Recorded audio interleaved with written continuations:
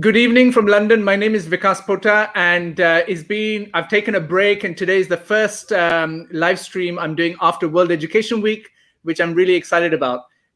In that extravaganza, we had 100 schools from around the world talk about and showcase their excellence and celebrate their success in so many different fields. So we had, for example, on this Thursday at 6 p.m. UK time, we have Dunoon School in Scotland joining me to talk about entrepreneurship education. If you haven't seen their showcase, go to the YouTube channel for T4 and look at Dunoon School and look at just the amazing showcase they put on. It was quite something to see, and they took the form of The Greatest Showman and told a story about how enterprise education is used in their schools to also improve learning outcomes in other subjects and other classes.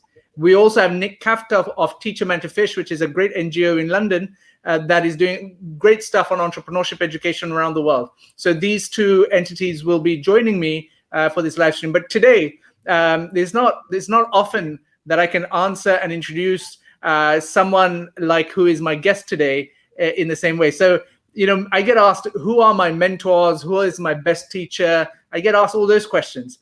And in the education sphere, I can't think of anyone who's been more influential on the way that I think about education than Rebecca Winthrop. Rebecca is a co-director of the Center for Universal Education at the Brookings Institute, which is a very large think tank in America. But her focus is not just on America, but as the name suggests, the Center for Universal Education all over the world. And so she has done some incredible work, primarily over the last few years, on a concept called leapfrogging. And as part of that, and the continuation of that, Rebecca talks now about parental engagement rather, as a result of everything that we're seeing in COVID and homeschooling. So I was keen to invite her to this discussion to give us a little bit of a view as to why she's engaged in this work, what she's finding, and what hints and tips she can provide the teacher community. And a lot of you, I know that will join this live stream and will see it after. And so what she can tell us about that. Now, please welcome Rebecca to this live stream. Rebecca, say hello. Hi, thank you for having me, Vikas. That was a very kind introduction. Well, it's very true as well. You gave me a lot of wise counsel about how to navigate the global education space, which I'm really thankful to you for. But tell me, Rebecca, before we go into the meat of the subject, which is around parental engagement, Brookings has been doing a great amount of things to help system leaders, ministers think through the impacts of COVID. Do you want to just give a quick comment on what your reflections are, one or two things that come top of your mind as to what would be interesting to the audience that is viewing? Well, that is a hard question, but a good question. And I think one of the things that we're thinking a lot about, Vikas, is it is amidst such a hard time. I mean, it's terrible. I hope everybody joining, all the teachers out there, I really hope that your communities continue to be very grateful to you, because you're doing yeoman's work day in, day out, trying to keep learning going amid a global pandemic. You're total heroes. And it is hard. It's really tough. But I guess what we're thinking a lot about at Brookings is, are there a couple silver linings? Are there things that are actually going to emerge as being better after COVID? And we're really trying to focus on that. And they could be things around better use of technology. That's one of your pillars in your manifesto for T4, how to use technology well. There's lots of ways to use technology poorly in education, but how to use it to complement and extend kids' learning, that certainly is one. And the other one is the subject of what we're going to talk about today. Is I really think it could be a breakthrough moment for thinking about how to bring parents and caregivers and families closer to teachers and school leaders, and forge a much stronger relationship about how to support kids' learning. So, Rebecca, thanks for that. And before I ask you my next question, to the viewers that are watching this, I want you to reflect and use in the comment section, whichever platform you're on, whether it's Facebook, Twitter, or LinkedIn, as to how you could help Rebecca think through what you're seeing as good practice on how to engage parents and family members in education. So if you have any, please put them in the comments box, and I'll flash them up on the screen to get Rebecca's reactions to some of these things. So Rebecca, the question is, why is there all of a sudden interest in this area?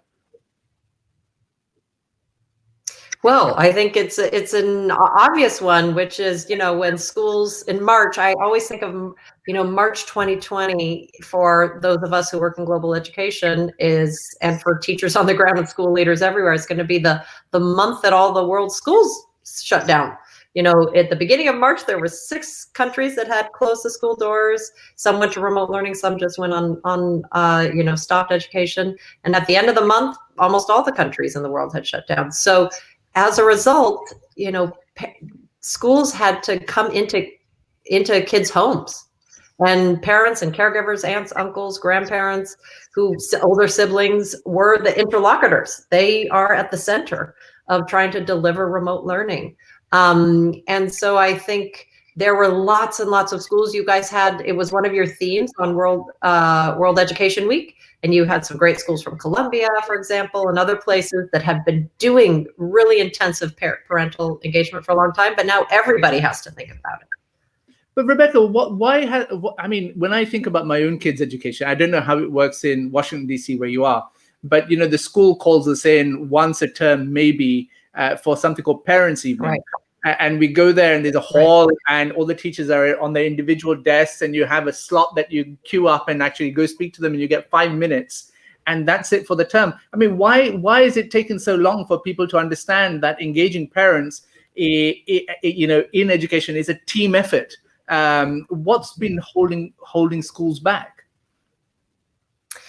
Well, that's a good question. And it would be great, actually, to hear from people in the chat what you think. So I think there's a bunch of things going on. And we started this big project, this family engagement and education project, actually before the pandemic started. We were just about to launch, and it became all of a sudden all the more relevant. But it came out of discussions with teachers, school leaders, innovators who were trying to do very interesting things in education, like most of the 100 schools you've showcased, all giving us feedback, saying, you know what, parents are kind of annoying. They get in the way. They have strong opinions. I can't tell you the number of teachers who I've spoken to who've been seasoned teachers for years who say parents have come and suggested to them different ways to teach reading, when, there's this idea that teachers aren't experts just because everyone's gone to school.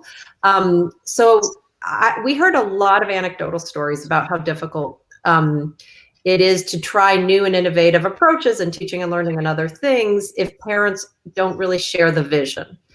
And then we started so that's one thing, because I think the parent community can be a little bit difficult. So there's a bit of mistrust. And then I think another thing is just habit. For a long time, parents haven't been expected really to play a deeper role in teaching and learning. And I'm not saying that they should be intimately involved at all times, but what we have learned from COVID is that actually it's not necessarily parents' fault that they are sort of casting about and asking teachers annoying questions or not showing up when that's the other thing. Teachers want parent involvement. They hold back to school meetings. People don't come and they get very frustrated. They're spending their evenings, giving up evenings, and they don't get what they need. Parents are really having a hard time navigating the education community's request of them. And we haven't actually, and I take a big part of this myself, as a research community, as a policy community, we haven't spent a lot of time and effort thinking about how to build trusting relationships between families and parents and teachers and schools. We spent a ton of time investing money and research and evidence and teacher training, curriculum design, standards and assessment, financing, you name it. And so it's kind of been an area that's been overlooked, which all of a sudden burst forth into the center of things amid COVID. And so the question is, in terms of, I suppose you've been researching and you're beginning to research even more. And I saw that Harry Patrinos of the World Bank just put out a paper on some RCTs in randomized control trials in Mexico. Can you tell us a little bit about what the evidence says so far as to what works and what doesn't? Yeah, I can tell you the evidence that is not my evidence. I'll tell you about our research later. But what we know from most of the evidence that we've seen, and a lot of this evidence comes from the United States. There isn't a deep enough pocket of research across the globe, is that when parents are involved in their kids' teaching and learning at home, it makes a really big difference for all kids, but especially the kids who are the farthest behind. So it means that parents are less influential and helpful for kids' ability to thrive in education and do well and flourish.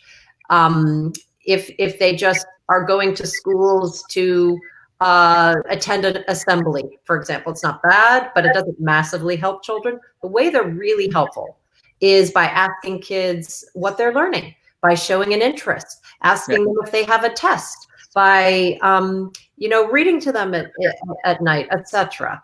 If they can.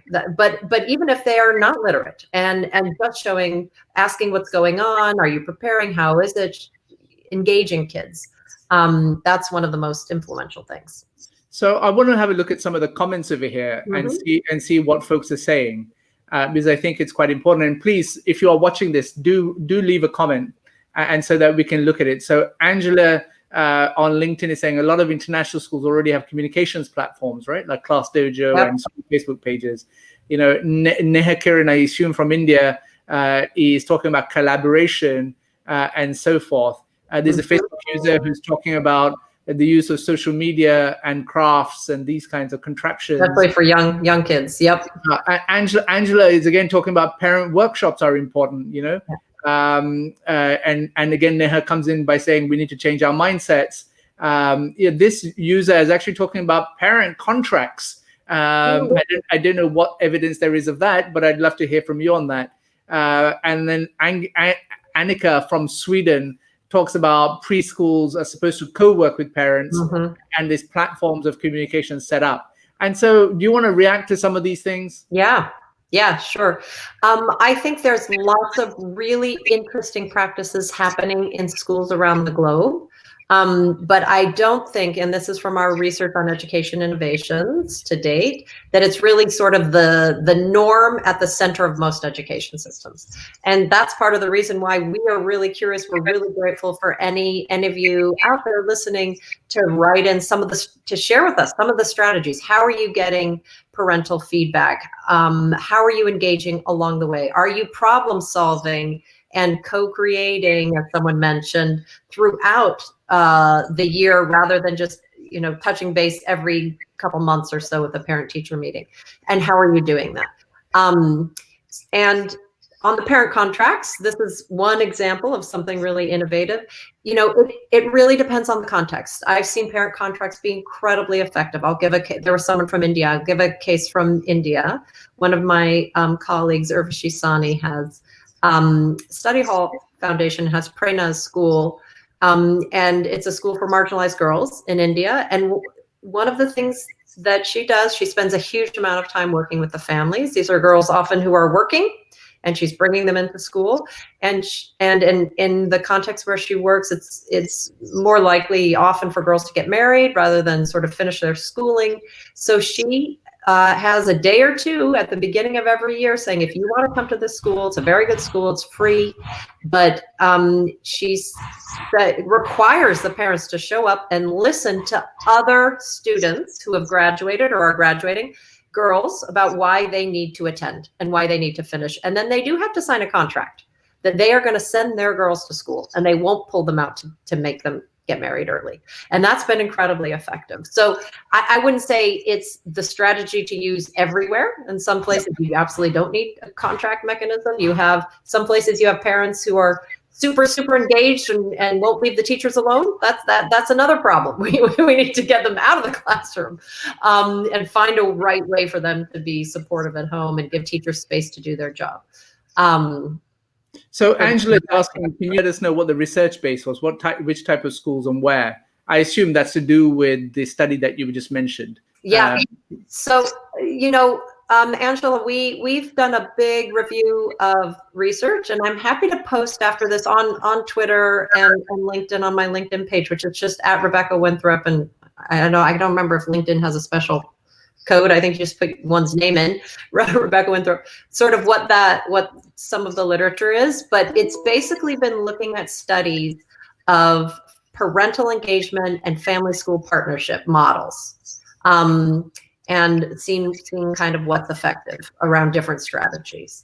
And a lot of that research is multiple studies over time. A lot of that research is taken place in the Western world, particularly the United States. And so tell us about, I read a couple of blog posts that you've written about what you're doing at the Center for Universal Education. Can you just tell us a little bit about your research agenda and what we should be expecting to come through? Yep.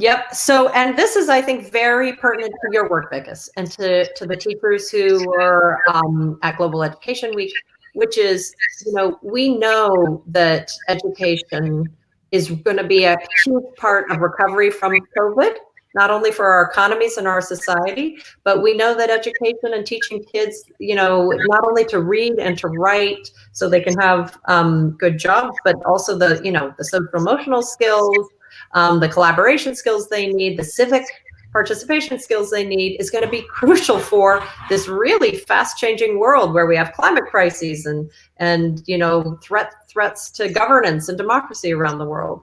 And so if we want schools to really be able to be sort of the beating heart, which is how I see it, the beating heart at the center of communities for child and student well-being and development, we need them to be able to meet all these needs for kids. And one of the things that we want to make sure is that parents and families support that vision. And so the research we're doing is really looking at both the parent side and the teacher side. What do parents really, we've surveyed so far 15,000 parents over a couple of countries. We have 10 countries we're working with around the world, but we're interested in everybody's feedback. And really ask them, what do they think the purpose of education is? How much do they feel that they understand what's happening at their school? What types of pedagogical approaches, we don't ask it in those languages, but sort of teaching and learning strategies are they willing to support? What's their vision for success for their kids? And because we really think actually we need some alignment between parents and families and teachers and schools around the purpose of education and how to deliver on that purpose, to really actually support teachers who are trying to do really good, important, creative things. And I can give you a little, that's a sort of a snapshot. We're going to look much more closely at different strategies. And I can give you a little snapshot of some findings if that's helpful. Yeah, please. Okay, great. So we're in the midst of the research. I'll come back at the end and report back, and I'm hoping to have your network participate. We welcome it. But we're finding, interestingly, that parents really, again, we've surveyed thousands of parents so far. We're only halfway through, but parents really prioritize for themselves. Why they send their kids to school is a lot to do with getting self-knowledge, finding their kids, helping their kids find their place in the world, developing a passion, and they perceive that teachers that's not a priority for teachers. Now, this is not saying that it's not a priority for teachers. It's saying that parents perceive that it's not a priority for teachers. Parents say, the overwhelming number of parents, there's some that are different, but the overwhelming number of parents say, I want my kid to gain self-knowledge and be able to direct them, themselves in their life courses they choose. But my kids' teachers are mostly interested in helping my kids pass exams. And so we definitely want the teacher side of the perspective, and it could be just a misperception. And part of it is it might be a misperception because there isn't good enough feedback loops and communication channels for really having discussions between teachers and parents and families and schools. And that's another thing we're going to do in the research. We are collecting lots of strategies. We'd love to, and we're going to curate up a bunch of strategies that seem promising and useful. And we'd love to hear from any members. Sure. You have a way to diagnose and get feedback from parents on their vision of education and how to deliver it and how to problem solve. What other types of strategies are you using? So it's really great. On LinkedIn, there's a lady, I think it's a lady from Finland, who talks about there's a platform called Visma, which is being used with their national curriculum. And Ephraim, I don't know which part of the world you're from, is asking, what is Visma and any link with current details. And that shows great engagement online with regards to this.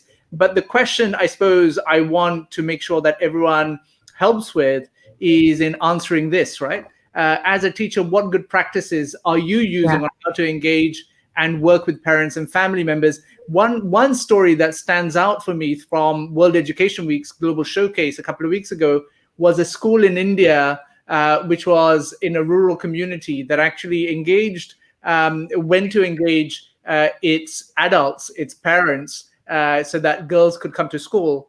And because of the success of that particular engagement, the parents demanded a night school for themselves. And so you had a double shift school, first for the kids and then for the parents. And I think that's a really powerful example of what I think is possible to make sure that everyone comes together with regards to the notion of improving outcomes. And so, if you're a teacher, we'd love to hear what good practices are you using on how to engage and work with parents in particular. And so if you have any suggestions, please leave a comment on any of the platforms that you're viewing this on and come forward. So Rebecca, we're nearly at time. There's this particular request that you want to make. And of course, apart from those that have engaged with this live stream, this recording lives online in these communities. And so we will be asking those to actually come forward. But tell us a little bit more about this survey that you're looking to do. Absolutely. So we are surveying and doing focus groups with parents in a bunch of countries, and we're going to do that with teachers also. And what we would love is if there's 20 teachers who are listening today or afterwards who see this, who would be willing to sort of stress test and give us feedback on our survey to teachers. We really want your inputs. We want to hear from you. You'll take the survey. I will send you the link. When you email me, if you're willing to take part, you'll take it. And then the most important part is the end, where it says, give us feedback. Is it confusing? Did it not make sense? Did something seem off to you? Or did you like it? Did those questions seem right? Do you think we were missing something? So we are stress testing our survey. And the reason I'm not posting the link to the survey is because we are going to take all the feedback from the 20 people who hopefully volunteer and revise it. And then we will share out the link to everybody for everybody to take the survey. And so you want 20 teachers, I repeat, we want 20 teachers to give feedback on the structure and the questions in the survey to help Rebecca. And these teachers can be from anywhere in the world, Rebecca? Anywhere in the world. They have to be English speaking, because at the moment the survey is only in English. Sure. So if you're a teacher that wants to participate in giving Rebecca feedback, you have to email her on rwinthrop@brookings.edu. So rwinthrop@brookings.edu, and say that you watch this live stream and you want to take part. And of course, we will post this in all of our social groups, Rebecca. Please know that, and we will try and get you your 20 respondents to give you feedback on your survey. Rebecca, in terms of parting words, what do you have for teachers in terms of what encouragement can you provide them from where you sit, which is at a very unique place in this global education architecture? One of the things that I think is a big silver lining coming out of COVID, despite all the tragedy, is that families and parents and communities around the world have a much greater appreciation for how hard and how important teachers are. You really are at the center of communities developing and helping kids grow up and develop. And you're doing heroic work.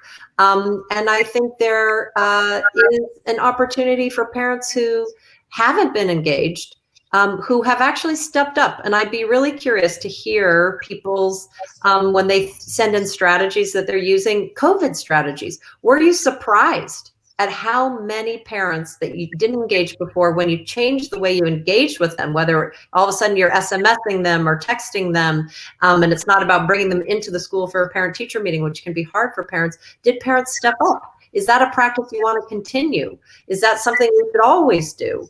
And have a much more sort of trusting, closer, supportive collaboration between parents and teachers. So thank you for your work. We are all incredibly grateful. I personally am grateful of my kids' teachers, but I know the global education community is incredibly grateful too. So what I love about the platform is, if you look at the engagement, I don't know if you can see this, Rebecca, but you've got a gentleman called Akil Dalla, who is from Tanzania, who I've never met. And in Swahili, he and other folks from East Africa are speaking and talking and connecting. And I think that is the true power and influence of this kind of approach. And I hope that it leads to greater engagement on your survey as well. And I look forward to making sure that we spread the word. Rebecca, once again, thank you so much for participating in this live stream. We hope that you will come back and speak more about your research going forward. But I want to take this opportunity to remind everyone, Thursday at 6 p.m. GMT, so UK time, we're bringing forward a showcase school from Scotland, the Dunoon Grammar School, to talk about entrepreneurship education with Nick Kafka, who runs Teach a Man to Fish, which is an NGO that does work in entrepreneurship education around the world. So if you're interested in that space, please do tune in and participate. Rebecca, once again, many thanks, and I look forward to seeing you in the future. Bye, everyone. Thank you. Bye.